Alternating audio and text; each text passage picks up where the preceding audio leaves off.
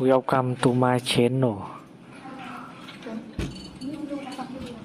Try to hear the latest story.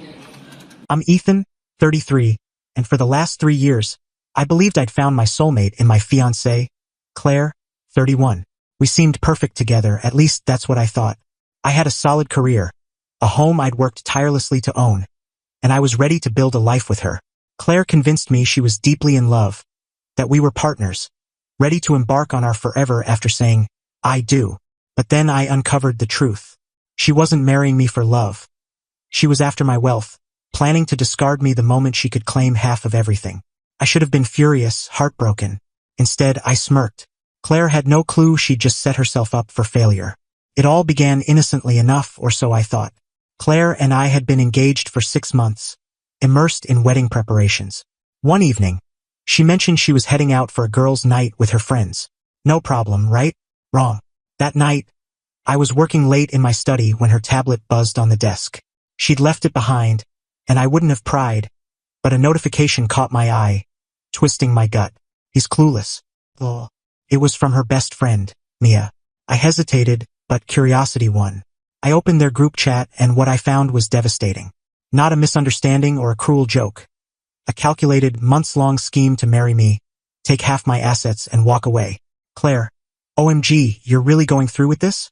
It's the easiest payday I'll ever have. Mia, you're ruthless. He actually thinks you're in love? Of course. I deserve this. 3 years of faking it. I've earned my reward. You mean half his fortune? Exactly. He's just a placeholder husband. Once the divorce is done, I'm free and loaded. I felt nauseous, but it got worse. Another friend, Sophie, chimed in. What if he fights you in court? Claire, Ethan's an idiot. He didn't even suggest a prenup. I made sure of it. Mia, damn, you've played the long con. Respect. Just a few more months of pretending I care. Then bam. Divorce payout. I'm set forever. They were laughing, mocking me, treating me like a disposable cash machine who'd foolishly fallen for the wrong woman. My world crumbled as I stared at the screen. I could have confronted her, thrown her out right then. But instead, I exhaled and grinned, because Claire had made a critical error. She underestimated me, and now I was about to become her worst nightmare. I wasn't just going to walk away, that'd be too simple.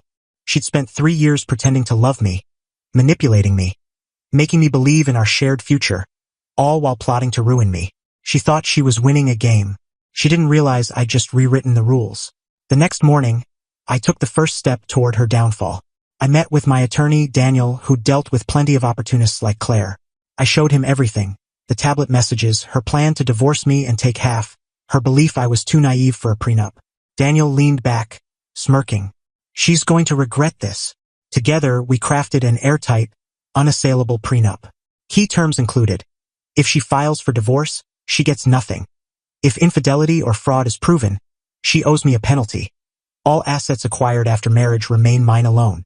My house, cars, and income, untouchable. This wasn't just a prenup. It was a trap, a legal minefield Claire was about to step into.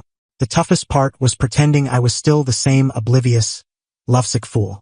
I kept up the act, kissing her, discussing the wedding, letting her think she had me fooled. Claire wouldn't sign a prenup without suspicion. She thought she was clever. So I set a trap. I arranged a fake call with Daniel, ensuring Claire overheard just enough. In my study, I spoke loudly enough for her to catch fragments. Yeah, the prenup's no big deal. Just routine. I'd never hold it against her. Pause. Come on, man, you think I'd take money from Claire? She's not after my stuff. Another pause. No, she's fine with signing it. It's just a formality.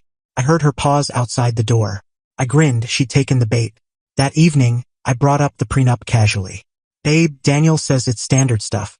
But if you're worried, we can add something for you. Her eyes narrowed. Like what? I shrugged. Maybe a clause that gives you a small payout if we split. Like a fancy vacation or a little cash. So you feel secure. Claire sighed dramatically, flashing her best fake smile.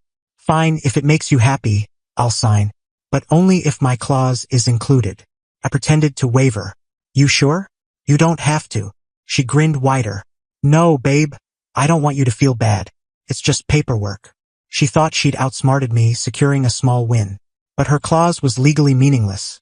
Daniel and I ensured it was vague and unenforceable. When she signed the prenup, she believed she'd won. In reality, she'd handed me the perfect weapon. I wanted to laugh, but instead, I kissed her forehead and said I loved her. The trap was set. With the prenup signed, I began preparing my revenge. I quietly moved my assets to secure accounts, stopped funding our shared wedding account, and encouraged Claire to spend lavishly, knowing she'd never see a cent of it. Meanwhile, Claire grew bolder, bragging to her friends about her upcoming divorce, planning her post-marriage life, even slacking on the affectionate act. I just smiled. She had no idea she'd signed away her future. On our wedding day, Claire thought she had me right where she wanted me. She played the devoted fiancée perfectly, believing the prenup was a harmless formality. She was about to walk down the aisle into a trap. The wedding was her dream come true, not for love, but for greed. That morning, Claire was radiant, not with love but with smug confidence. Her bridesmaids, Mia hyping her up and Sophie nervously complicit, surrounded her. Claire had chosen the priciest venue, racked up my cards with extravagant wedding expenses, and flashed her fake, adoring smile, thinking she'd soon be free. I watched, playing the clueless groom, the man blindly in love with his scheming fiancée. The placeholder husband, who didn't suspect his bride was waiting to betray him. She had no idea I was waiting for her to make her move. As she walked down the aisle, everyone saw a stunning bride. I saw a woman marching to her own ruin. At the altar, her grip on my hand was just a bit too tight, her final act of deception. "Do you take this man as your lawfully wedded husband?" the officiant asked. She beamed. "I do." I smiled back. "And do you, Ethan, take Claire?" "I do," I said calmly, certain. She thought she'd secured her prize. But as she placed the ring on my finger, she sealed her own fate. We jetted off to a luxury resort in Bali for the honeymoon Claire had planned, choosing the most extravagant destinations. She spent my money without hesitation, swiping my cards like they were already hers. I let her, letting her dig deeper, thinking she was in charge. She played the perfect wife just enough to keep me fooled, or so she thought. I cataloged every lie, counting the days until she made her move. Because when she did, she was finished. 3 months into our perfect marriage, Claire started laying the groundwork for her exit. She thought she was subtle, starting petty arguments, hinting that couples sometimes drift apart, mentioning financial security, just in case. She was testing me, trying to make divorce seem inevitable. Then, one evening, she made her move. We were having dinner, sipping wine, the mood deceptively relaxed. "Ethan, honey, we need to talk," she said. I looked up, feigning ignorance. "Sure, love. What's up?" She sighed theatrically. "I feel like we rushed into this. Maybe we're not as perfect for each other as we thought." I let fake hurt cross my face. "You don't think we're happy?" She took my hand. "I love you, Ethan. But maybe we need space. A break. Maybe it's best if we part ways while things are still amicable." I held her gaze, suppressing a grin. "You're saying you want a divorce?" She nodded, barely hiding her excitement. "I think it's for the best." I leaned back, sighing as if my heart were breaking. "Okay, let's meet with the lawyer tomorrow." Claire was glowing when we arrived at Daniel's office. She wore a designer outfit, dripping with jewelry, her smug smile screaming victory. To her, this was the final step in her scheme. She'd survived a few months of marriage and was ready to cash in. I kept my face neutral as we entered. The receptionist ushered us into a sleek conference room. Claire sat down like she owned it, unaware she was about to face her reckoning. Daniel was waiting, calm and professional, eyeing Claire like he'd seen her kind before. "Mrs. Morgan," he greeted. She smiled. "Call me Claire. I won't be a Morgan much longer." I nearly scoffed. Daniel opened a thick folder. "Let's review the terms of your divorce settlement," he said smoothly. Claire sat up, eager. "Yes, let's." He flipped a page, pausing for effect. "Just to confirm, you're initiating this divorce, correct?" Claire nodded. "Yes, it's for the best." Daniel tapped a document. "Then we'll proceed per the prenuptial agreement you signed before the marriage." Claire's confidence flickered. "Wait, prenup?" Daniel didn't look up. "Yes, the legally binding prenup you signed. We'll follow its terms precisely." Silence. Then Claire laughed nervously. "Oh, come on. Ethan and I discussed this. That prenup's just a formality. It doesn't mean anything." Daniel raised an eyebrow. "It means everything." He began reading.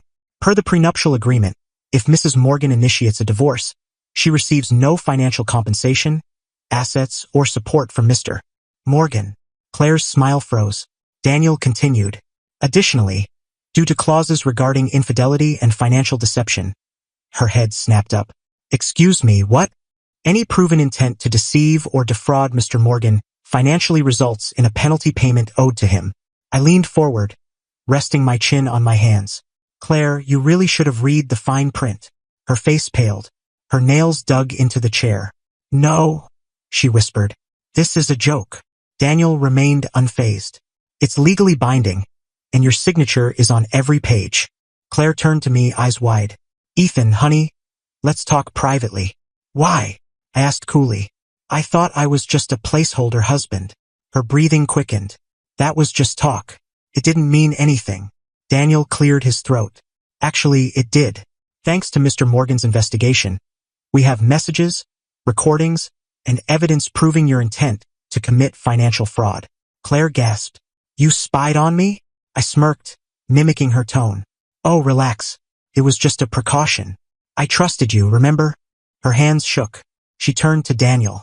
This can't be legal. I'll fight it in court. Daniel didn't flinch. You're welcome to try, but you'll waste your time and money. Per the agreement, you're liable for all legal fees for both parties if you challenge it. Claire looked like she might collapse. Reality hit, she wasn't getting half. She wasn't getting anything. Worse, she owed me money. The next few weeks were glorious. Claire tried to fight, but the prenup was ironclad. Her friends learned the truth and mocked her in their chats. She became a social media laughingstock, exposed as a failed gold digger. Even her family turned on her. Her mother called me, saying, I didn't raise her like this. She got what she deserved. But the best part? The moment Claire realized she'd destroyed herself. She didn't just lose the divorce settlement. She lost everything. 4 years, she'd crafted an image as a polished, high-class woman. Now she was a punchline. Mia and Sophie ditched her, not out of morality, but because nobody wants to be tied to a public failure. Her placeholder husband texts leaked, shared by friends, co-workers, even relatives. People who once envied her now ridiculed her. Her social media following tanked. She posted vague, I'm the victim rants, but no one cared. The financial hit was brutal. She moved from our upscale apartment to a cramped rental. Her credit cards? Maxed out. Her shopping sprees? Over. The glamorous life she flaunted? Gone. For the first time, Claire had to work. She applied for marketing jobs, but employers searched her name and found her scandal. No one wanted to hire a known schemer. She ended up in retail, folding clothes at a mall, a far cry from her luxury brunches. I hadn't seen Claire in months. I didn't think about her, didn't care. Then one day, I walked into a cafe, and there she was, sitting alone. She looked drained. The confidence? Vanished. The smugness? Replaced by weariness. She'd aged a decade in months. She saw me and froze, debating whether to flee. Instead, she gave a weak smile. Ethan. Hi. Claire. I replied. She hesitated. I deserved it, didn't I? I sipped my coffee slowly. Yes. Her eyes glistened. I lost everything. No. I corrected. You threw it all away. She trembled, voice barely audible. I thought I was being clever. I raised a hand. I don't care. She flinched. I just wanted to say I'm sorry, she whispered. I met her gaze, cold and unmoved. You're not sorry. You're just regretting the consequences. She blinked back tears. I stood, tossing a few dollars on the table. Good luck, Claire. And I walked away, because I was finally free.